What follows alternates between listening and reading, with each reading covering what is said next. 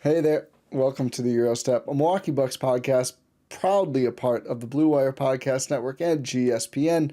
I am one of your hosts, Ty Windisch. Wait, we're presented by Prize Picks.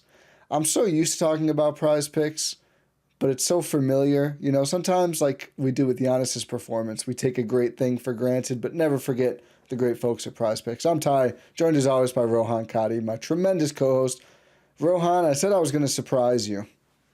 Okay, I didn't know it was going to happen right away. Let's just rip the Band-Aid off. I think for the first time since, I don't know, it's been a while, maybe last year. I don't really remember how I felt last year. I think the injury threw things off.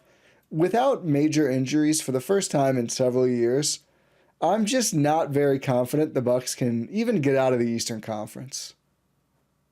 Oh, I'm not. Is that supposed to surprise me? I don't know. I No, don't that doesn't surprise me at all. well, is it surprising that I feel like I usually talk myself into them as a playoff team.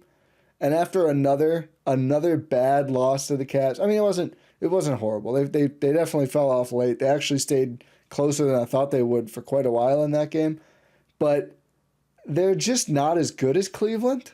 No, they're just not. We've seen it all season long, and we were wondering if seeing it with this new look Bucks, post Yeah, trade deadline, new team, we're like maybe they can even play better against Cleveland because they'd played Cleveland very well early on in the season, even with yeah, the older version of the team. But now you look at this team that's rocking a 13 game win streak coming into Milwaukee, makes it 14.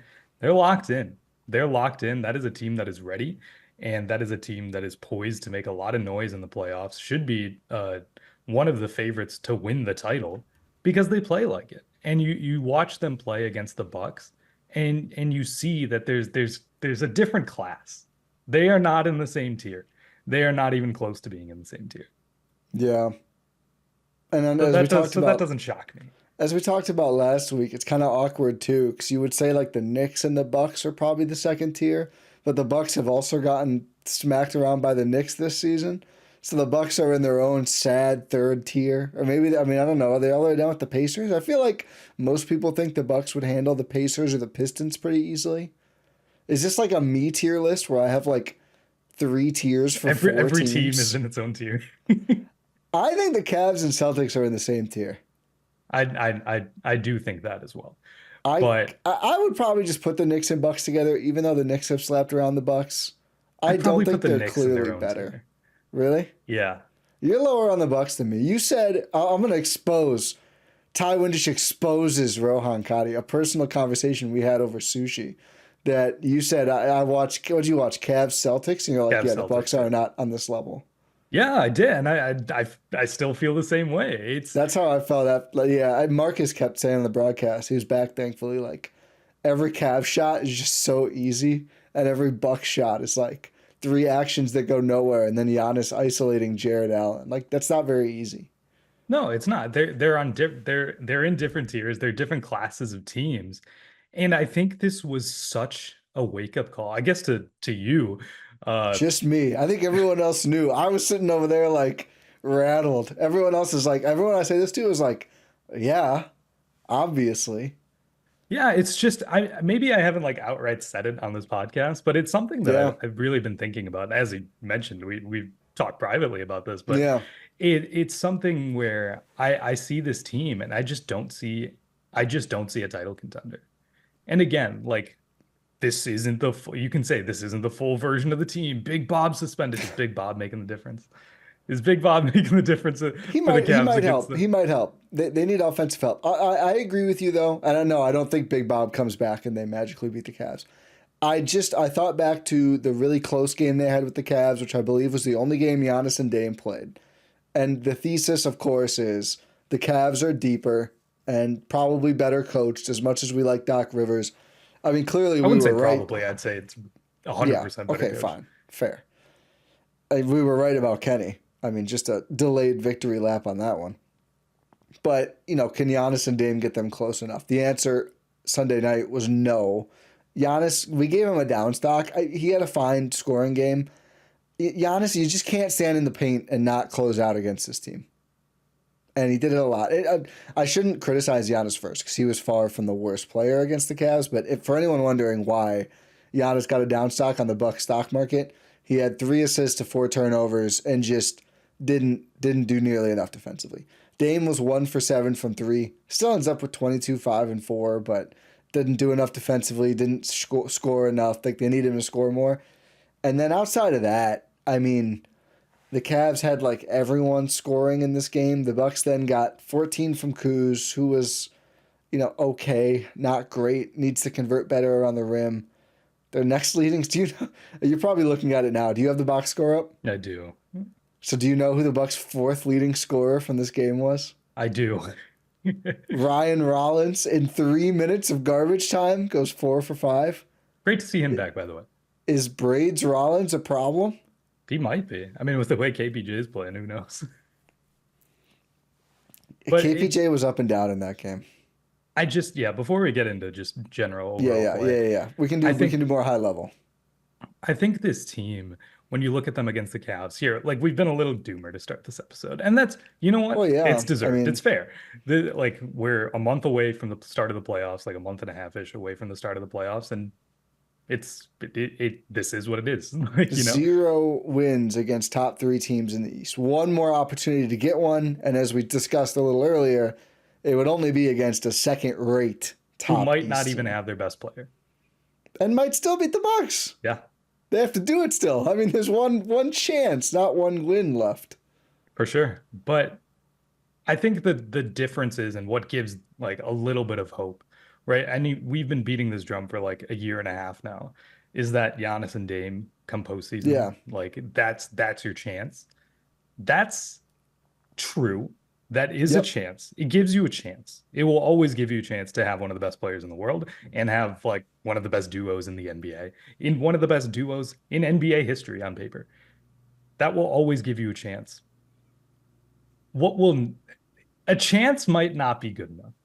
No, a chance isn't. Every team has a chance outside of Brandon Jennings Bucks versus Heatles. I disagree with that. I don't think every team has a chance, like as much of a chance as Giannis and Dame give you. No, not as much, but like a chance is an extremely low bar. Okay, how about like the chance that Giannis and Dame give you?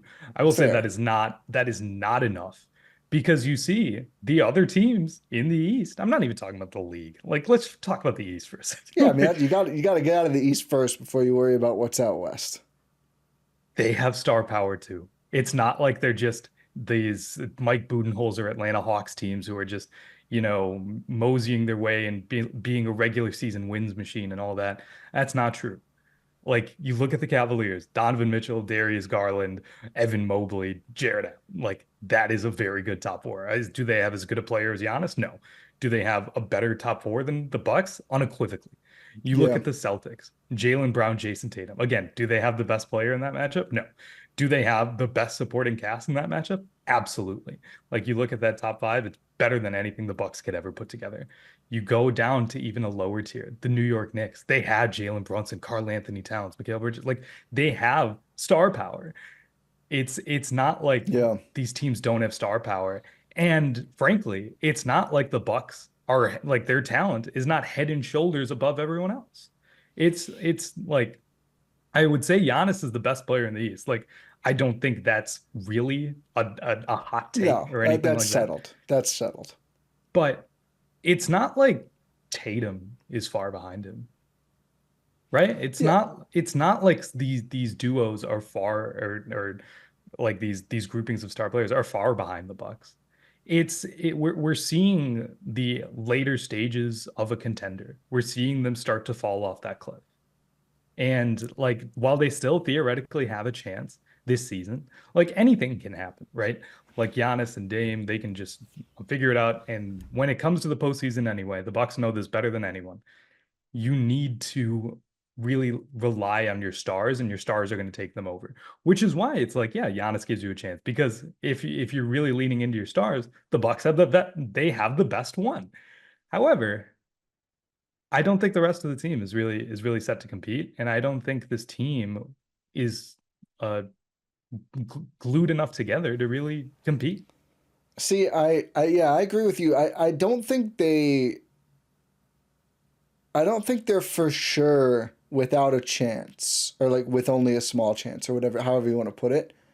But I think they have like they need to start now, like Tuesday night now, and just put together like we've seen like the Mavericks, right? And this was a little different because the Mavericks when they made their trades, they kind of took off faster to my recollection than the Bucks have. Although I guess I mean outside of these two losses, they've only lost once since trade deadline. Yeah, So they're if they 7-3 since the All-Star game. yeah, if they pick back up, they could have similar to that. But we saw like the Mavericks kind of sputtered for most of last season. They made those trades and then they ran to the finals because they got red hot going into the playoffs. And I want to address, and I don't even know if this has been brought up, but just something I've been thinking about as well. The idea of like flipping the switch. I think if the Bucks continue to play like they have for this entirety of this season, which is they look really good for 10 days and then they look terrible for a week and back and forth. And their record's fine overall, but it's not great. I think they will lose in the second round. I think if they are going to realize this potential, they need to roll into the playoffs red hot because I just they need to be playing the way like offensively continuing to move the ball. The ball stuck a lot against the Cavs, and as a result, the Cavs beat them pretty easily once the passing stopped for Milwaukee. We should say the Bucks did shoot unseasonably poor from three, 29%. It was the second night of a back-to-back. I'm sure there are people saying, "Oh, you're ignoring these things." That's fine. Donovan Mitchell and Darius Garland were 2 of 15 from three as well. The Cavs still shot 40% because that's what they do because they have shooters everywhere. But I don't think it was Cleveland's A game by any means, and they still won handily by 12 with, Rollins tearing it Their up. all-star backcourt combined for 28 points. Yeah, the Cavs won by 12, but Rollins led the garbage time Bucks to +7. So really it was like a 20-point game. So, there's always caveats, there's always excuses. You can only play the games that are, happening in front of you, and the Bucks continue to lose those games when it comes to the Cavaliers. They need to hit a rhythm though, and they kind of had started to do that, but they have not beat many good teams and no good East teams, but many good teams. Period. The good news is good news in quotes, maybe like questionable good news. Like a lot of good teams still in March. They could change our minds, but they need to beat almost all of them. And I don't care. I don't want to hear about it's really hard the schedule. Yeah, so is winning the championship. If you can't roll off a ton of wins against these good teams in this packed schedule, you're not going to roll off 16 wins starting in mid-April. You're just not. Like, we know they're not. The flipping the switch thing is not real.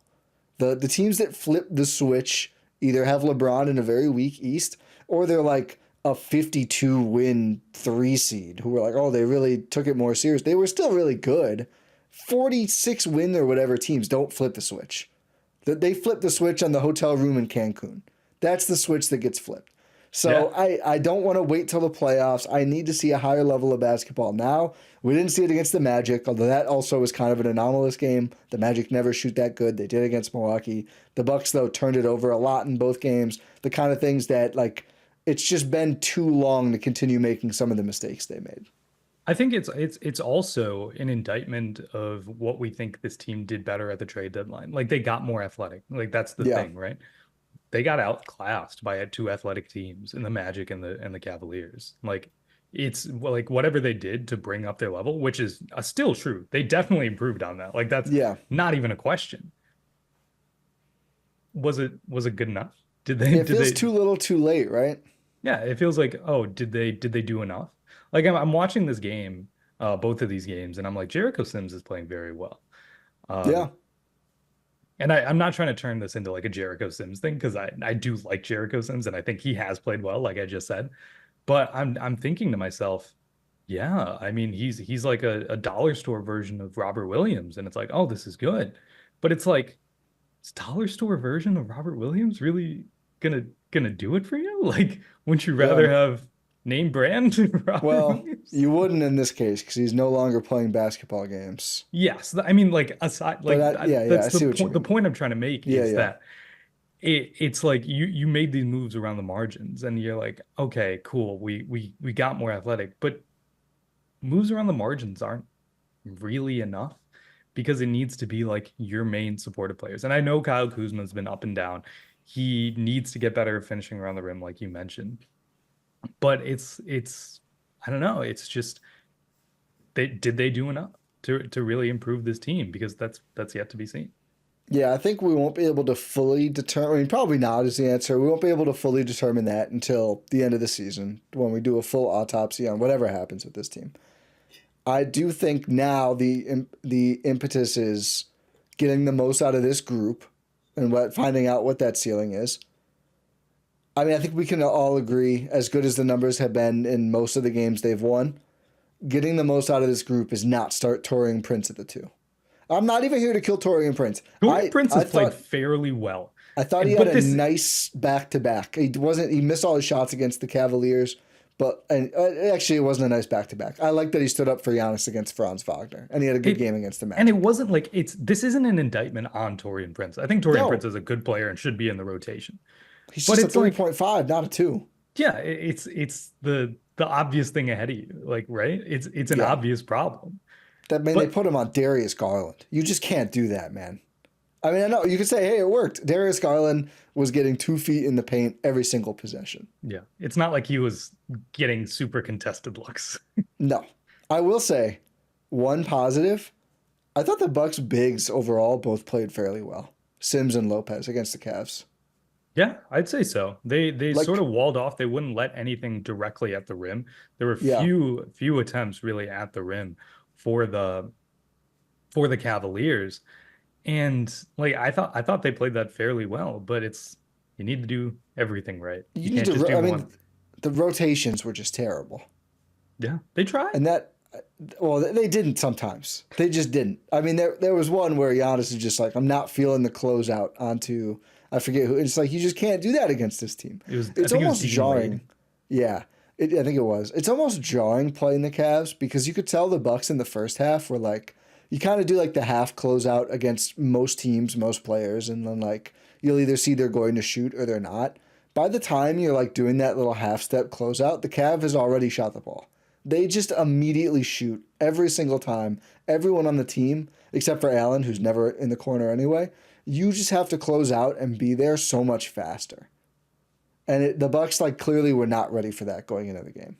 No, they really weren't. And this is an issue that's plagued the Bucks for a while now, right? Yeah. Like you and I have been talking about Giannis and his defense all season long, which has been it's been much improved since the beginning of the season.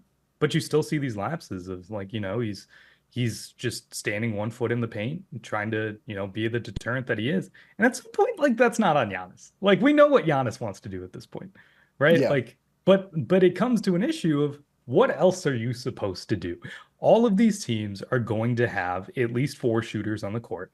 If you want to have Giannis be the guy in the paint, what on earth do you do with Brook Lopez? Right. Yeah, and you got to sit him. That's the answer to that. And that's the issue. That's the litmus test, right? It's people failed the litmus test yesterday. No, they did. He had a good game against the Cavs, but it's more like it's a consequence of Brook Lopez, not Brook Lopez's fault. Yeah, I mean, it's just you can't drop 2 players in 2025. Yeah, that's obvious. Of course you can't, unless you play the Bucks, in which case you can drop 3 players because they start Giannis and Brook Lopez and Kyle Kuzma. Jinx. Yeah. I think these are all problems that we knew existed and have talked about, definitely, but you just see them exacerbated against good teams, and that's what good teams do. They take advantage of your weaknesses, and that's what the Bucks could not do. They could not take advantage of the Cavaliers' weaknesses. You see they're throwing out NBA champion Sam Merrill out there, and he's coasting on defense, and those are your opportunities, right, to really go out there and attack. Like you get Sam Merrill out there, you get Dean Wade out there, get Max Strus out there, and they just don't have the ability to really go and attack those guys. I mean, 2 of those guys, it's really just Merrill. 2 of those guys are pretty good defenders. Yes. Sam Merrill and Darius Garland is who you have to. The Bucks do need to match up Hunt. Did I say better. Dean Wade? Yeah. Okay, I meant Darius. Yeah, Dean Wade's damn good, and Strus held up well in that game too. But yeah, Strus is just shorter. Yeah, I shouldn't say Strus. But yeah, Garland for sure. And the Bucks are just bad. That's my cardinal sin on Giannis when you watch some of these games. Like when they play the Knicks, Towns allows opponents to shoot 9,050% at the rim. And every other position, just Giannis posting up OG Anunoby 18 feet away. Just never do that unless you have to. Like, Well, you here's the can get thing. something better. Force a switch, post him up. Literally anywhere else on the roster would be better than that. Here's the thing, though. What these teams can do against the Bucks, and it's like they try to do that at sometimes, right? Sometimes they should do it more Yeah. often. Like, you're right, Yeah. but because of the way this team is constructed, like we just talked about, you have Brook Lopez, you have Giannis, you have Kyle Kuzma in your starting lineup. You can scram switch whatever you want. They like teams just build a shell around the paint and it's easy. You saw that on display a lot for the Cleveland Cavaliers. Like they would just put like a three-person shell out there and you can protect whoever you want. Like Well, if yeah. if if Sam Merrill gets switched onto a guy, if Darius Garland gets switched onto a guy, it's just an easy help out, like Yeah, an easy I don't scram. We saw think. that a lot of times when Brook Lopez would get like a Darius Garland on him. You'd see him put his hands up, like, "Hey, come on, give me the ball, give me the ball," and it's just an easy like 2 seconds later. Okay, now it's Jared Allen. I think one of the big takeaways from the Cavs game in particular was the Bucks cannot play Giannis and Sims at all against that team. Because every time they went to it, the Cavs put their four on Giannis and just parked either Mobley or Allen in the paint, and Sims just couldn't do anything offensively. Like if Sims is in the game, he really has to be setting screens actively. You almost need to put Giannis in the dunker and let someone run pick and roll with him in those minutes if you really want them to play together. Because at least Giannis, I mean, if you get the ball down to him one on one, it's more of a threat. They didn't give a damn about Sims and the Bucks, like, Giannis is trying to beat Mobley and Allen as the helper. It's like that's just not gonna work. No, it's just utilizing the personnel to their advantages, right? And that's something Yeah. that the Bucks still struggle to do, and the good teams don't. They've got it down. Yeah. Yeah, I It's thought tough. defensively and offensively the Bucks just did not. I mean, they just didn't look cohesive enough. Yeah. So what do we switch the starting lineup to? It has to be Gary, right? I'm starting Gary. Yeah, I mean, when you were saying all these other players, Gary's not as good as these other like third and fourth guys you're saying. But I just think if you can maximize him, which I know they have off the bench and it's different in the starting lineup, Gary Trent Jr. is a lot closer to those other kind of options you're saying where it's like, again, I don't want to compare him directly to like Mikal Bridges. Like Mikal Bridges is better, but we're talking about a player who's been like a multi-year 18-point scorer, starter on pretty good teams in the league, or like bench player on a championship team. Like you need to get him with the starters and maximize that group playing together and just figure it out. Like, it's hard. Did you say come in? Yeah, no, everything's hard. The Everything is Cavs start hard. two small players. Well, it's just, I mean, for him and his rhythm. Like, we have to, we'd have to get him reacclimated. Like, okay, it's, what's worth doing that's easy? Pretty much nothing. Do a hard thing. Was it easy to win the title? No, it was like pulling teeth every single series. It They had broke me the as a human ugliest being. sweep of all time. Yeah. One of maybe the only sweep in NBA history where the team was not leading after 48 minutes. Can we confirm that? I would assume so. I can't imagine many sweeps when OT first game. Maybe. Well, maybe it's not the first. It's probably pretty rare though. Yeah. It's just things are hard. You're right. It's you have to be able to shake things up. Like you have to recognize your issue, right? And I don't think the Bucks have really. Maybe this Cavs game will wake them up, right? Because it's like Mm. post trade deadline. This is the team. Yeah, Like this is there's the no. measuring stick game. Yeah, exactly. Like you're not going to be able to really get any other players. Like it's done. Yeah. These are your guys, and what you threw out against the Cavs was not good enough at all. Like maybe this is what it took for the coaching staff, for the players to really see, like, hey, we can't really roll out with this rotation. But I mean, I hope so because it doesn't make sense. Like again, this isn't a fault of Torian Prince, but it doesn't make sense. You need to be able to play like a normal team. Like every other team, every other good team plays like a normal basketball team, right? You have your two guards, you have your two forwards, you have your center. The Well, Bucks like are like, nah, we're not gonna do that. even if the positions aren't usual and how they look, like they have a player who can guard guards. That's a pretty good first step in the NBA where every team, it feels like, has a dynamic scoring guard. Like, putting Taurean Prince on those players is simply not a deal. I thought Kuzma did a pretty good job on Mitchell, all told. I think he just didn't have a great shooting game anyway. But he didn't seem to spring loose as much to me as Garland, who was just like, okay, I want to go to the paint. I'm going to be in the paint now. Yeah, it's like in this situation, right? Take this Cavs game. If you start Gary, what are your matchups? You probably put Kuzma on Mitchell, right? Yeah, you keep that and put Gary on Garland. Yeah, I think that's fine. Yeah, that's bad. It just makes more sense intuitively. I also think just your offensive output potential is just much higher. Gary's just a more complete offensive player. I know Prince has been a great shooter. You can mirror his minutes with Giannis as part of the rotation without starting him. I know he plays better with Giannis. I'm the one who found the stat on that in his shooting splits, so I'm very well aware of that. But that doesn't, like, I'm not making starting lineup decisions based on what's best for Taurean Prince. Darvin Ham may be doing that. I am not doing that. Yeah, it's just not an ideal scenario for trying to, be a competitive basketball team. I No, just you I need think Trent. I think you need Trent. It's not AJ anymore. I'm sorry. It's Fall really off not. has been rough. It's been really tough to watch. Like I don't get it, to I'm be almost honest. advocate. I mean, neither. Like he's doing the same things, right? Like it's None been a of it's little bit of working. defensive lapses. Like I think that's where he struggled the most. But like He's one of their worst miss switchers. it's bad. It's really Yeah. bad. And I don't know. It's not like what was going through my head? I know it wouldn't help the problems we Mm. really said, but I'm like, it's Ajax guy. I was actually, I thought he was going to be put in this game. I think he wasn't in the Cavs game. I think he wasn't because there wasn't like one specific Cav that was going off, and I think that's now what the valve is for him is like, okay, there's one player we can't guard. We'll throw. It was more like the whole team, like they just couldn't keep up with their team execution, which obviously Ajax isn't going to single handedly solve that. I wouldn't be surprised if he got thrown in soon into a real rotation spot because I agree. Like the last time we saw him, the threes looked really good. He had a nice dunk. Like, give him a chance to push AJ and KPJ for some of these minutes because those two, KPJ's largely been better than AJ lately, but like wasn't effective enough against the Cavs. You need more than 2 points from him, given how He much you will put the have ball in his hands. Yeah, he will have stretches where he puts in like 4 possessions in a row where he scores, and then they'll Yeah, have like 5 turnovers in a row, and he'll have like bad passes.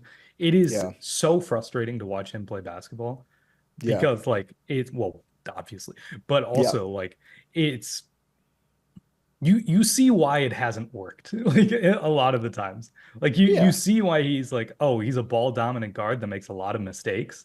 That's not good. Like, yeah. I just, but then he'll I have think, stretches where he saves you offensively. yeah, I did think some like they're playing him more with Dame now, and it's just really it doesn't seem to be working.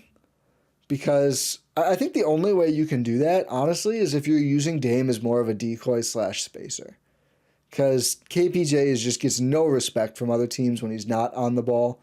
Like, all he can do is cut. I mean, I know he made a couple of threes against Orlando that were big. He's still sub 30% for the season, and I believe as a Buck as well. Like, teams just aren't going to guard him unless he can prove over. Basically, it would take the rest of the season of him shooting like 35% or more for me to be like, yeah, okay, he's a real shooting threat. So when he's out there, like he was out there with Giannis and Dame, I think, for parts of the Cavs game. And the Cavs were just like, cool, get your cardio in. Like you can guard someone, obviously, but offensively, we just don't really have to account for you.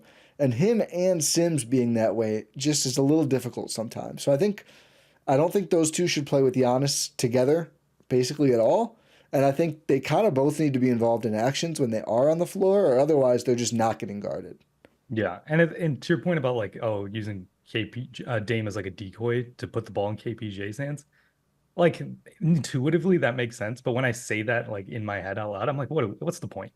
Well, the point is because you don't want Dame on the ball 100% for 35 plus. Like it's to give him a couple minutes off. Like I'm saying, you overlap them, for like 2 minutes, and it's like to let Dame kind of go half speed, and then make the full sub, bring off one of them, and then Dame handles it again.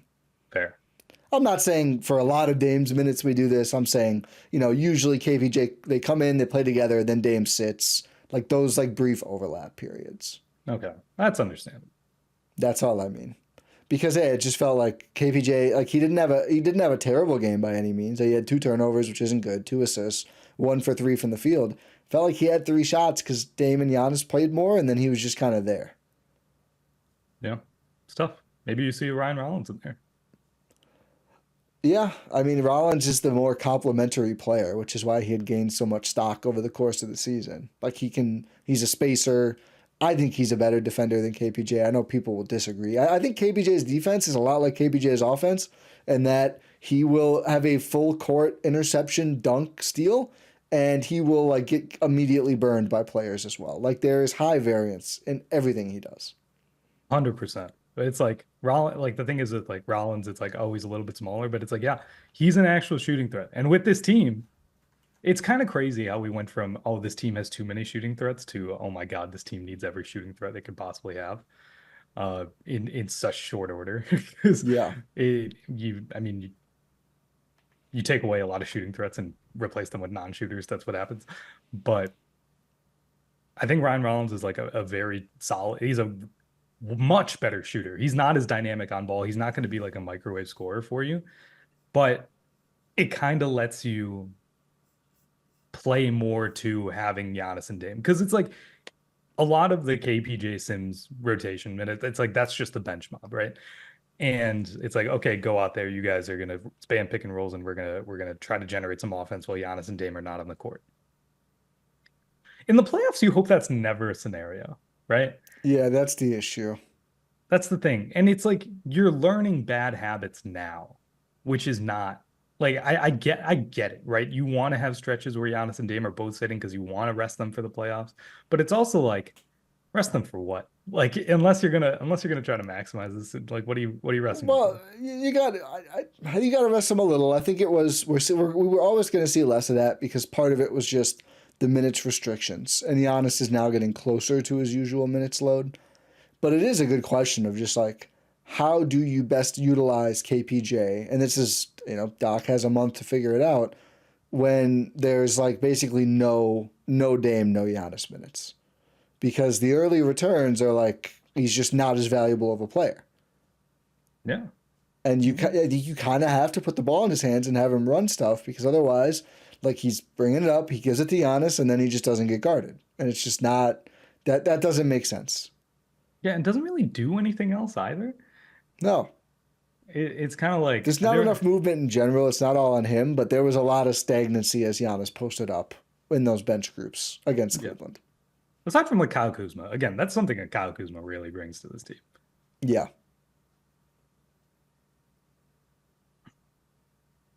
Yeah, I don't know. I think you start Gary. I think you need to get that group really humming.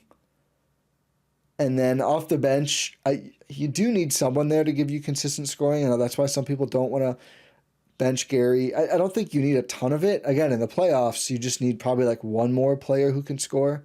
Can that be KPJ potentially? Portis, though, coming back gives you another big option. That's the thing, right? Like theoretically, that's Bobby. Yeah.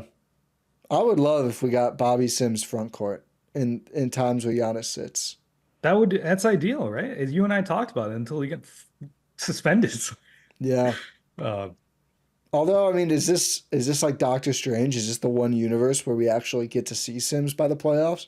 Because Doc has since said like, I don't know anything about this guy. I'm just terrible. He didn't know anything about Sims. yeah. John Horst just told him a created player was acquired, and Doc's like, I don't know who this guy is. Which isn't the best thing you want to hear, Not right? a great look. Not a great look.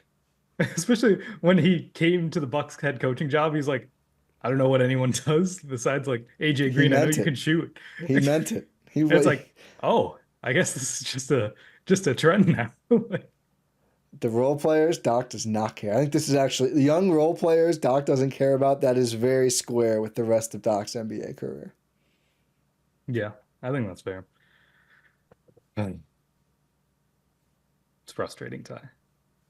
Yeah, the defensive rotation is really what bothered me the most. Like how you're positions where you're not closing out to like Sam Merrill kind of guys are just like it's just you're not serious. Yeah, and this is a game that the Bucks like. It felt like they were down 7 for like a lot of the third quarter. It felt like they treated it like a playoff game.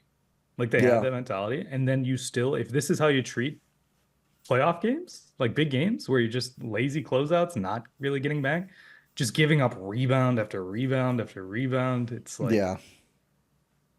what do you plan on doing when it's actually big game time?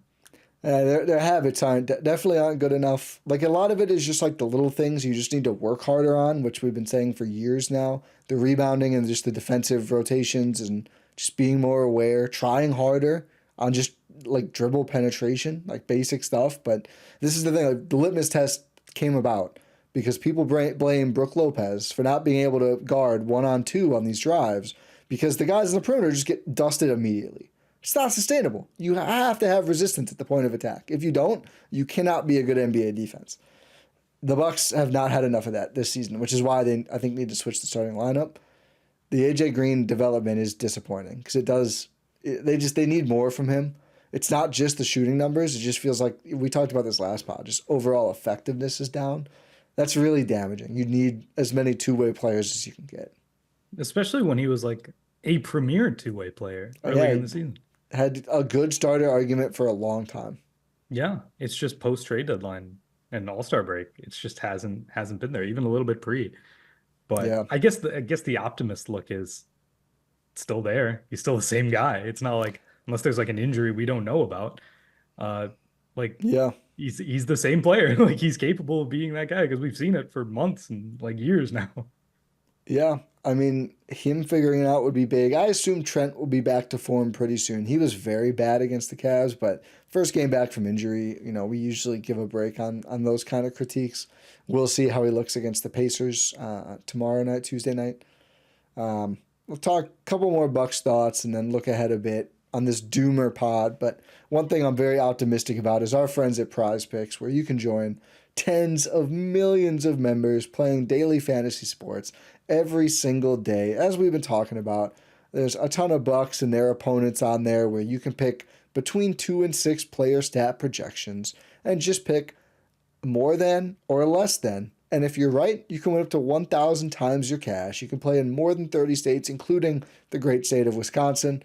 You can get your withdrawals fast and easy. Prize Picks invented the flex play, which is great because you don't even have to get all your picks right. If you go 3 for 4, that's still a dub. And we need that. Nobody's perfect. The Bucks certainly aren't, as we're covering in this pod, but Rohan and I aren't either. When we are playing on Prize Picks, we got a big tournament coming up in March. March Craziness, March Mania, something like that, I believe, which there's going to be a lot of fun on Prize Picks to be had, especially the first couple of days there. I know Rohan and I will be participating. If you want to get in on the action with us, download the Prize Picks app today using the link in the description and code Eurostep. Plug that in there. You play $5 for the first time. You can win, you can lose. You could try to win and go for it. But either way, you get $50 when you use code Eurostep on Prize Picks. Again, download the app today. Use code Eurostep. Get $50, win or lose. The first time you play $5 on Prize Picks. Prize Picks, run your game. What other high-level Buck stuff is sticking out to you? I mean, just trying to figure out where Kyle Kuzma kind of fits in. Yeah, the Is it? Kuz thing is top of mind. Yeah, it's like here's the thing against the Cavs. I thought he was fairly effective. I mean, obviously, like he didn't get a lot of his shots to fall, but overall, It I'm it it, still kind of impressed. Like you it you felt like see a the medium vision. variance Kuzma game to me. Yeah. But So not saying it was fine. yeah. But it's like you see how he can really thrive, right? It's like maybe he took 5 threes in that game, which is crazy. But Knockdown two. knocked down two, which is, you know what? You'll Led the take that. team. Led the Take him. team. Oh Nobody God. else made more than two. Oh no. Uh, Him, TP, and again, 3 minutes of Ryan Rollins. The three players to make 2 threes. those three players are 2/3 of the Bucks threes. Um, God, that was a crazy game. what was I saying? Yeah, Kuz. It's like you see how he can fit in. He's really one thing he's really good at is playing alongside like other non-shooters. Like you see him navigate space around Giannis and Brook, and it's like, Yep. oh, You know what that is? yeah. What? Having to play on the Zards for 4 years. That's very fair. You got to get used to garbage. That You is know what I true. mean? Kuz is like, you think this is bad spacing? This is nothing. That's fair. I I was didn't starting think with about that. Jonas Valanciunas and Bilal Coulibaly, guys. This is light work to me.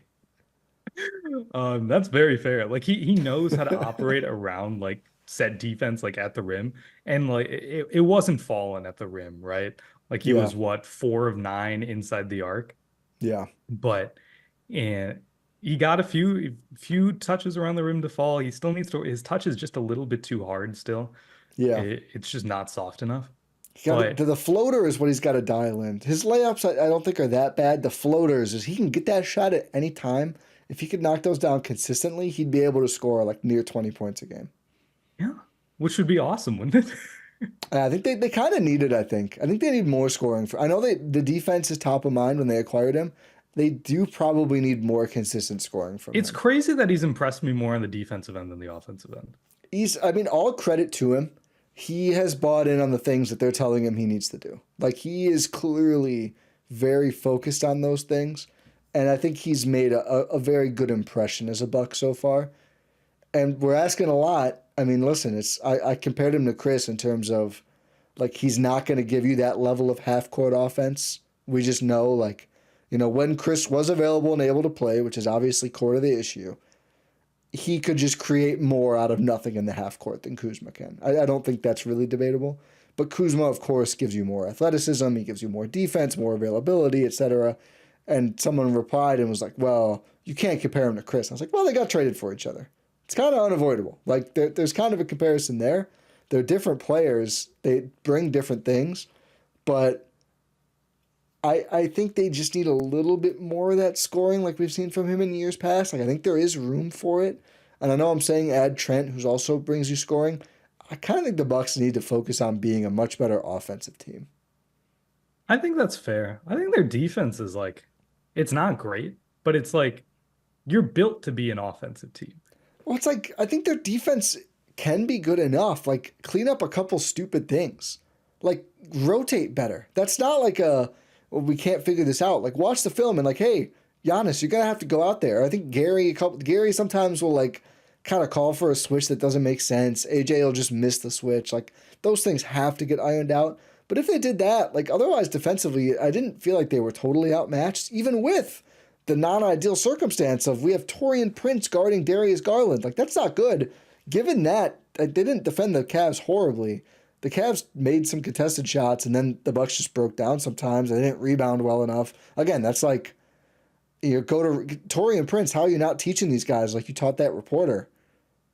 Grab the ball with two hands. How are you not doing that? Better question. Yeah, maybe he's just his younger self was more aspirational. I guess. Yeah. Rebounding is really an issue, isn't it? It's just funny because every time you check the stats, they're one of the best rebounding teams in the league. I don't know if it just looks worse the way they lose theirs. I think it does. The amount of bouncing basketballs is crazy. It's just like Max Strus is killing you on Yeah. offensive rebounds.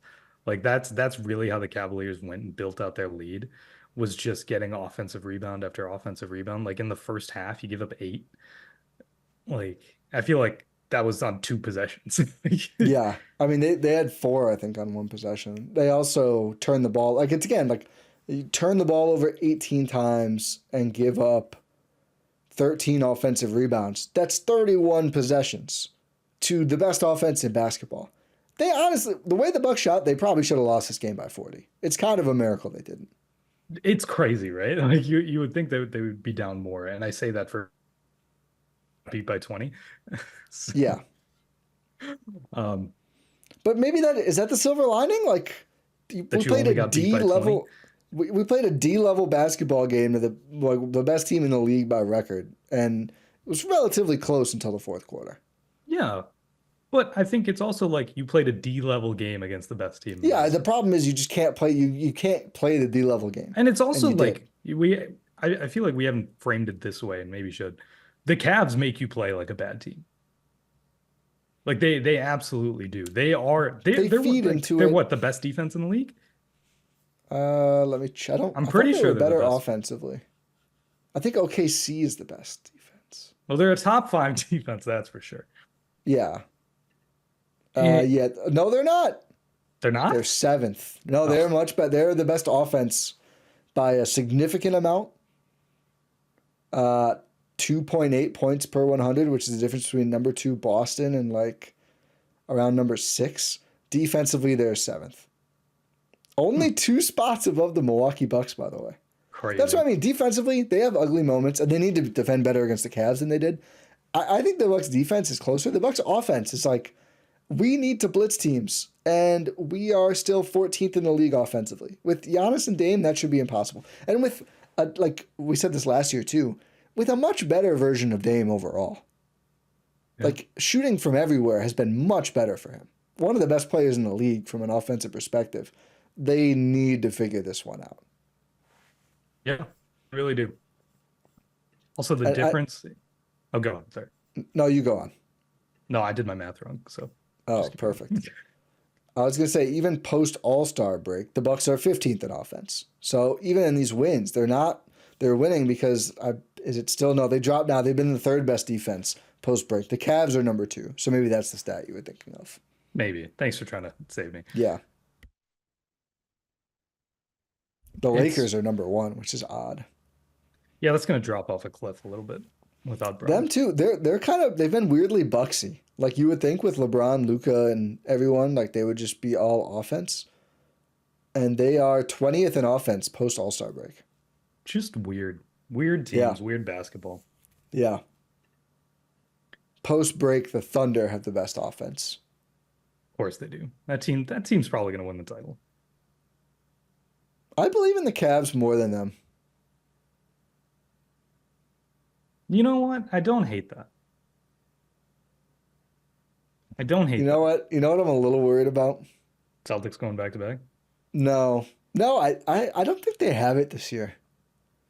Which is part of the reason I'm like, Bucks, come on. Like I don't know. Maybe the window isn't really a window because the Cavs do feel like they have it this year. Celtics to me, I know that all their numbers are good and everything. They've just been they've been very good. They haven't been the elite team they were last year to me. That's fair. No, I'm a little worried the team coming to town on Thursday might might run through the playoffs. Is it the Lakers? Do I have the schedule wrong? Yeah, no, you do. Wait, No, you what? One don't of the have it Lake? wrong. Oh, okay. Sorry. You have it right, is what I meant to say. I'm a little worried about that team right now. Yeah, that team is it's pretty good. That's what can Gary Trent give you a little less than Austin Reeves? No. Yeah. It's really sad, but yeah. I think that's more of a Maybe compliment. he can. Maybe he can. Maybe. I feel like there's something untapped with Gary right now, and it was tapped for 2 weeks when he had that really good run. I can't let go of this idea of like the 18 point per game scorer who just absolutely feasts next to Giannis and Dame. Yeah, I mean that's what we were so excited about him coming to this team was, right? Like And I just mean, like really, initially it was next to Giannis, Dame, and Chris, but so much for that. yeah, so much for that. Never get to see those three play playoff game together. Uh, but Yeah, I still think there is probably something left with Gary. Like he's been just like outside of the start where let's be honest, the entire team was bad. Like, they started two yeah, and eight. yeah. And They like started 2-8. post that one injury, he's been fairly consistent ever since. Yeah, He's been one of the best shooters, if not the best shooter on the team. It's been a really nice being able to see him sort of work off the dribble a little bit, like he has a little bit of juice in terms of self-creation. You only see it when he starts to get hot from deep. That's when he'll start to get in his bag a little bit. But it's like, can you do that a little bit on your own as well when a defense is tilted towards Giannis and Dame? Can you really be like an operator in your own right? Maybe. We got to see it. We got to see him start with Giannis, Dame, Kuz, and Brook. yeah. And I want to see a more small lineups, and I think Trent being out has kind of ruined this. We saw a little bit of the small lineups against Orlando. When it kind of, I mean, the Bucks got back in that game. I guess it kind of worked. Here's the lineup I want to see. That I think this right now has the potential to be their best lineup. Dame, Trent, Prince, Kuzma, Giannis. Yeah. Because I think you've got enough size. This combo we had way back when with Prince, and now they've gone the other way, and they're like, actually, Prince is our point guard. But like Prince as your three, I think gives you Prince and Kuzma as your 3-4 with Giannis. I think you're big enough to rebound and defend, and the shot making on that team is just crazy. Like I think that's the lineup. I think that lineup could kind of roll. I think it could. Like that's the ideal, like, okay, Giannis at the five type lineup, right? Yeah, That's what's like you're really excited about getting Kyle Kuzma for, right? It's that. Like that's not a lineup that the Bucks have used this season at all. Well, one, no, because you just get Kuzma after the All-Star break, but yeah, and then Trent missed some of those games, and Giannis missed some of those games as well. so it's still yet to be seen. But Yeah, I like think show me that versus like the tiny Pacers. I want to see that. just show me it in general. At this point, I don't even care about matchups. Just show me it. Just let me see Lakers would it. be a good. Lakers don't really have a center. They're another team we could see the Bucks go small against. I'm not mad we didn't see small lineups against the Cavs because the Cavs are very big. Yeah, no, they are. But it's like if you need to get your offense running at some point, you got to enforce your will over someone else. Yeah, It's that's been, one of my big things I'm looking for is more of that. We finally saw Doc pull the plug on, or not pull the opposite of pull the ripcord on it against Orlando a little bit. Hope to see more of that. yeah. Gary Trent's only played 11 minutes with Kyle Kuzma. That's crazy. I think they've kind of subbed for each other. That's been the pattern, so I guess it Yeah. makes sense. Yeah, the lineup was KPJ, Trent, Kuzma, Prince, and Sims. Sims, yeah. Oh, I got a minus 56 net rating. awesome. 11 minutes. 11 minutes. That's meaningless. Yeah, that's not a lineup you want to see in the playoffs. You're like, what happened? No, no. You better be up 1,000. Yeah. If you It- no, I want to see Tyler Smith then. yeah, that's true. To your point of, like you brought up Rollins earlier and Ajax we've talked about. Do you think there's a real shot either of those guys can leapfrog anyone, not including like an injury, in the rotation? I think KBJ's spot is entirely up for grabs It's interesting. because you I'm can not. see the coaching staff like get upset with him. Yes, he only played 10 minutes against Cleveland. That was the lowest of any of the true rotation players. Like I think that spot's available, especially with Rollins coming back. Like unfortunately, Ryan, this was the first game that Rollins was available with Kuz, or not Yeah. Kuz with KPJ, and Rollins outclassed. Well, they played a game together earlier as well, but Okay. since he got signed, Yeah, yes. Sorry, since the Rollins contract, ran out of days, then he got signed, then he was out for personal reasons. Now he's back. since you knew that Ryan Rollins could be a rotation guy in Yes, playoffs. that's going to be an interesting one to watch. Even with the 2 for 3, he is down to 36% of the year, which is not very good. But all that matters right now is how you're playing right now. So if he does get any run, he's going to have to make the most. We'll see if anyone misses the Pacers game. The Bucks, last I checked, had not put an injury report out. The Pacers actually will be on the second night of a back-to-back. I believe Tyrese Halliburton's still questionable. He's got a hip flexor thing. He's missed a couple of games in a row. Great They have not. scheduling, NBA, by the way. It's like, Yeah, it's that's a TNT game, I think, and it's like, okay, cool, another team on the second night of a back-to-back. yeah. He and McConnell are questionable for their game against the Bulls on Monday night, and the Bucks still have not put. They don't. Their injury report isn't due for a couple of hours still. Yeah. So it'll be interesting to see. But no, I think if anyone's rotation spot is on the bubble, I'd say it's KPJ's. I think AJ's. We should be getting there. Although Doc has continued to trust him for the most part. I think this is putting a lot of pressure on AJ, and I don't think it's deserved. I don't think this team can be successful if AJ Green isn't successful. If he's playing and not successful, Yeah. I think they could win if they had to reduce his role. But yeah, I mean, you can't have him just out there. Just he's been cardio lately and fouls. You can't have that. Then miss shots. Yeah. But I, Ajax, that 3 looked really good last time we saw him. that one's a little more iffier for me because it's like 100. Oh, I'm not saying I want to rely on it. I'm just saying he gave you a good. He gave you a good little, I a think it little started slice like of what, play. 30 games or something I mean, yeah, this his season. journey this season has been incredible. It's crazy. Started I 43 games. what? That's nuts.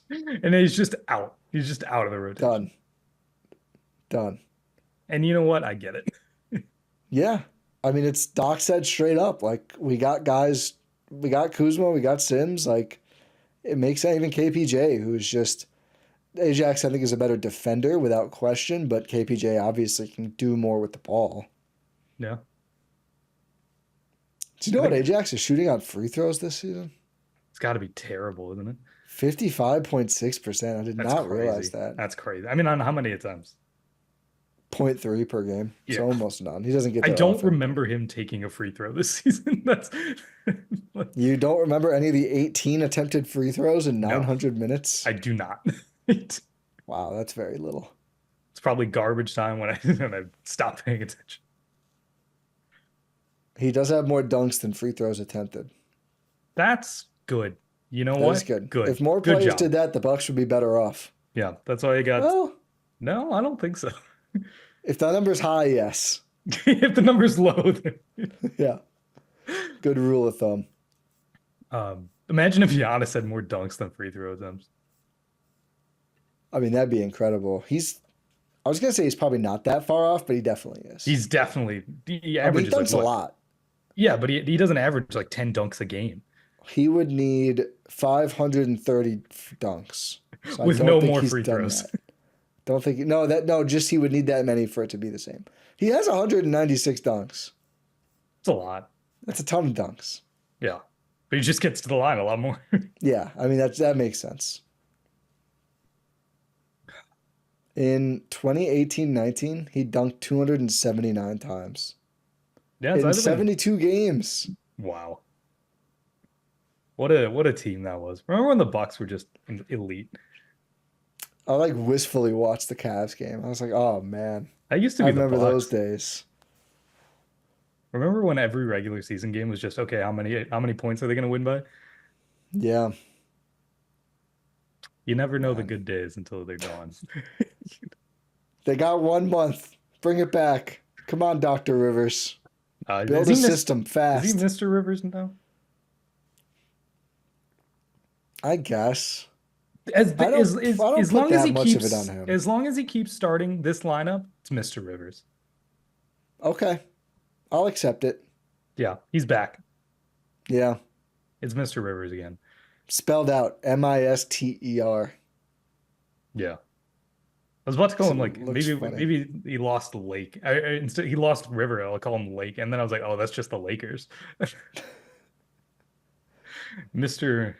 What's the word? Mr. Stream. Yeah, I was gonna say Mr. Streams. You gotta do that sounds like a pirate guy on Discord somewhere. He gets you the best links. I was gonna say, yeah, you gotta downgrade him. I think you could call a lake an upgrade from a river. It I was gonna depends on your say, yeah. perspective. And then I was gonna say ocean. I was like, no, it's just No, that's the that's an best. upgrade. Yeah. What's worse than a river? So if he is ever like next game, Trent starting and they're running a beautiful system and everyone's bought in, then he's like Dr. Oceans. Now let's The start with full Dr. upgrade. Lake. Dr. Lake, Estuary. Michigan. No, I wouldn't want to do estuary. What are I think Mr. Stream. If it gets worse, then he goes down to Mr. Stream. This is Mr. Streams. body of water types? Oh my God, there's a lot. Oh yeah, there's a ton. What? Mr. Impoundment? Haven't heard of that one. An Mr. artificially Errol created C. body of water by damming a source, often used for flood control, as a drinking water supply, recreation, ornamentation, or other purpose or combination of purposes. The process of creating an impoundment of water is This reminds me of beavers. hundreds of beavers. Do you know the movie. sound of water pisses off a beaver? Does it really? Yeah, they're like, I gotta stop this. Well, yeah, because that's like probably like, oh, it's a leak. Yeah, they're like, oh, time to dam this up. A small water course or ephemeral stream is called lick. We're not calling him Mr. Licks. We're just not gonna do that. If you go behind a curtained area in the store formerly known as Family Video, you could rent a copy of Mr. Licks and the Throat Guy. Forgot about the That's oh man. guy. Um, I don't know what we're a podcast A about small some stream days. is called a streamlet. We're just doing geography now. I love geography, as you know. I Oh yeah. love geography. Oh yeah. Trying to see if there's anything else we could call him Mr. Seep. Still feels weird. No, yeah, a lot of water terms have taken on a different meaning over the years. A small stream or part thereof, especially a Mr. smooth Cricks. Mr. Cricks. Nice. Yeah, Crick. That's Yeah. pretty Wisconsin too, so it's apt. A straight river or arm of the sea is called Kill. Wow. Oh, I think yeah. Is that Irish? Used in areas of Dutch influence in New Oh, York, New Dutch. Jersey, and other Way wrong. areas of the Way former wrong. New Netherland colony of Dutch America. I was way off there. Mr. Gill. That just sounds like an animated like fish. Sounds like well, it just sounds like Gil from Finding Nemo. Yeah.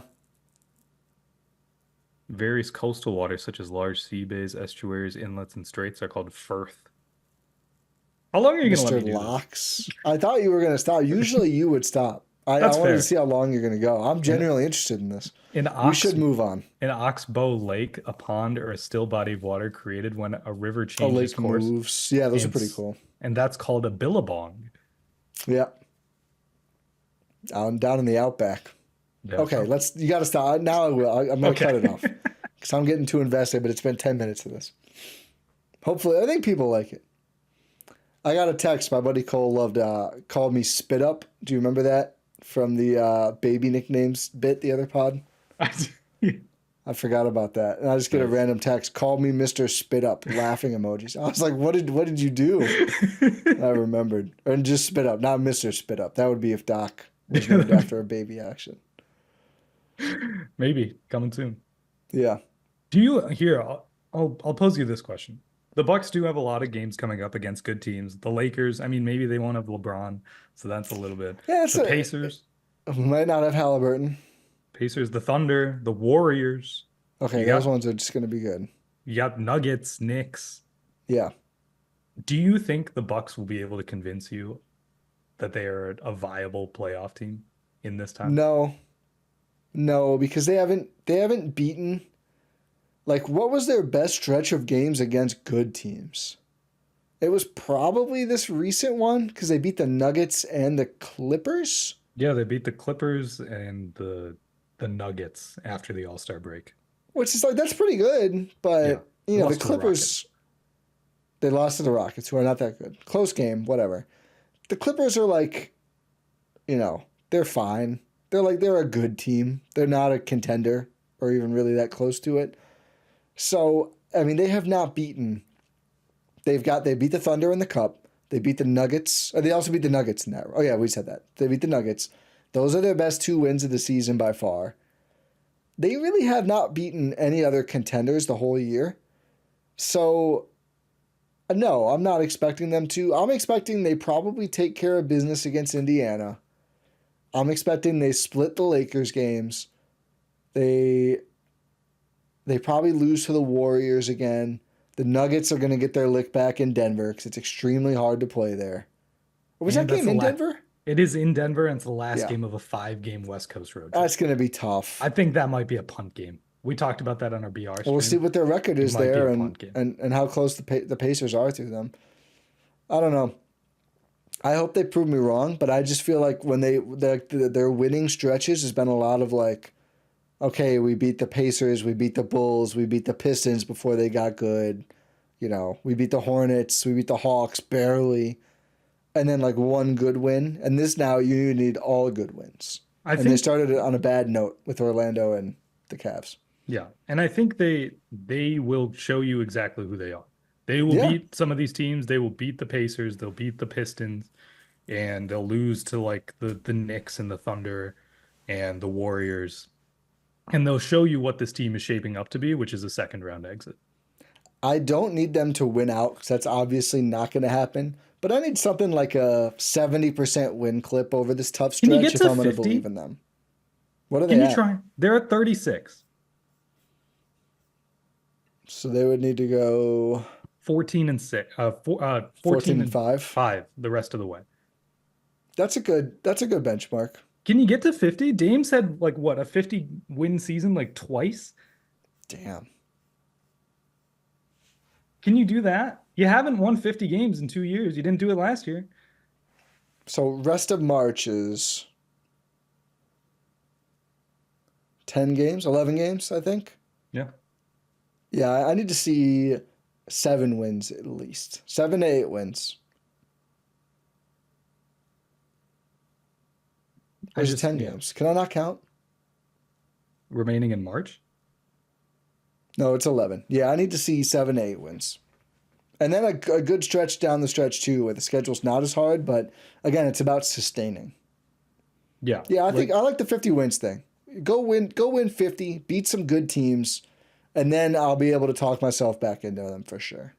I mean, what? 14 and 5 and the rest of the way is at a Yeah. 73.68% So clip. that's light of what I was saying. That's like barely in there, but yeah, do that. 50 or more wins, and I think I'll believe if they roll into the playoffs at like 46 wins, I'm gonna be like, They've cool, win they've been at the first round. 70% after the All-Star break. They're 7 and 3 now. So I can you just think tune it up a little bit and then I you heard can get to 50. That's my Tim goal for McMahon the and the rest of the Hoop season. Get to 50. Tim McMahon and the Hoop Collective shared their record just after the really rough start, and it actually was like the number was pretty impressive to me overall. So what they were 2-8, 8. so they started 34, or without that, since then they're 34-19. Yeah. So that's 53 games. So that's a 64% win clip. Rounds up to 65%. No, it doesn't. 64% win clip. So yeah, slightly better than they've been after the 10-game start. That's a 52 win pace. Yeah. So they've been a 50-win team. If they can finish the job and get to 50 wins, bounce back from the bad start, then I'll be like, you know what? Giannis and Dame, we figured some things out with the rotation. Hopefully there's a new starting lineup by this point very soon. I think I'll be able to cope my way into saying they could sneak past. Tough thing is Celtics and Cavs, most likely. That's hard. It's hard. It's really hard. It's why we started off this pod saying, yeah, I don't think they can win a title. Yeah, because it's not just one and you get to the finals. It's both. Yeah. I mean, it's Celtics or Knicks, which I'm assuming it's going to be the Celtics in that case. Yeah. The Knicks have nothing for Boston. No. Also, the only other thing remaining with the schedule is Giannis. Can you play 13 more games?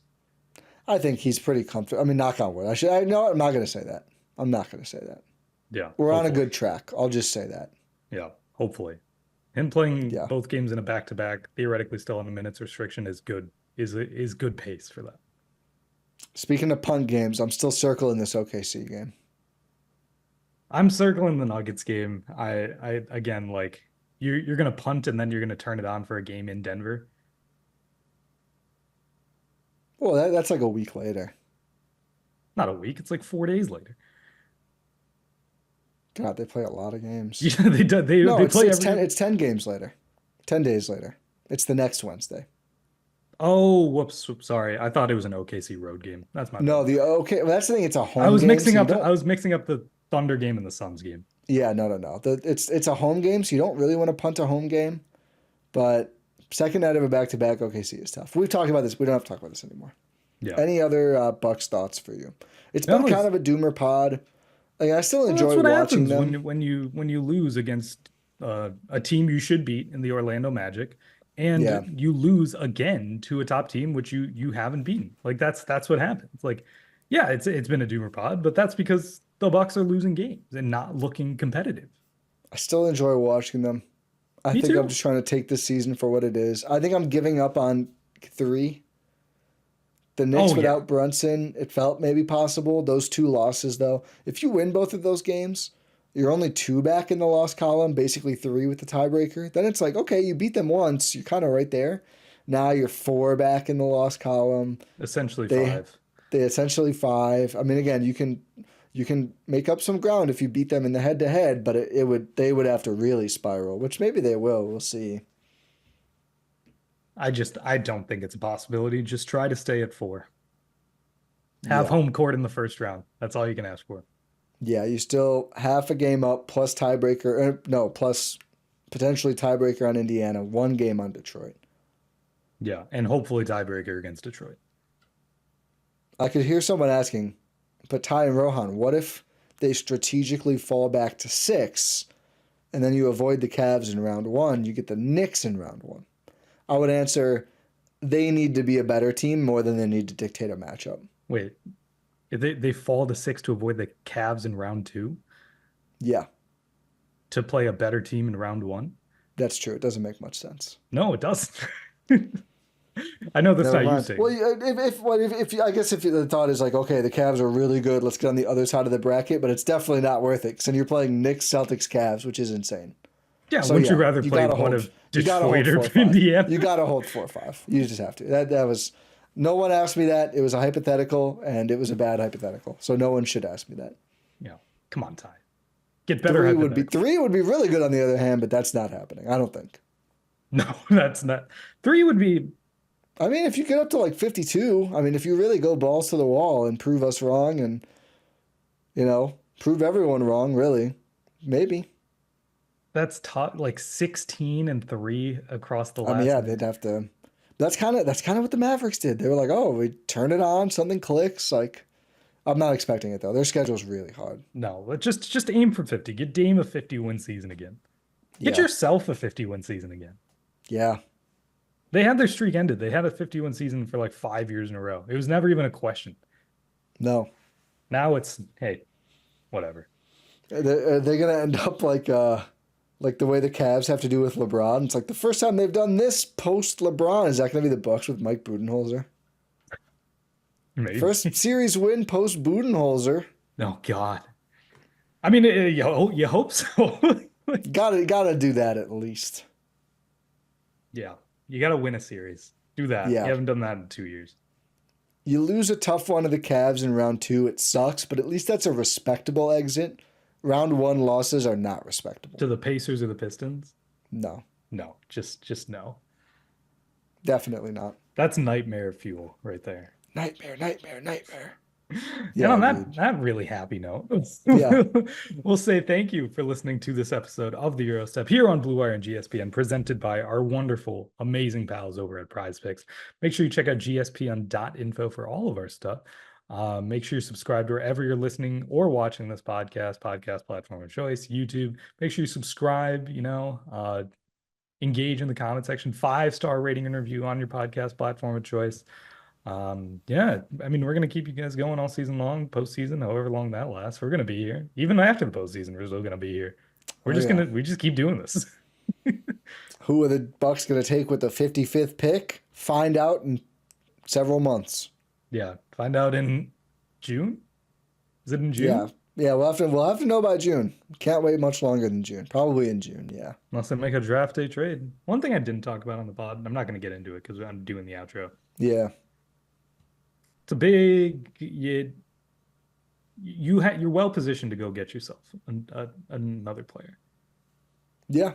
I'm trying to not do any off-season stuff, but I've done a little bit of like pre-calcing of like the budget and everything, and there's going to be opportunity there.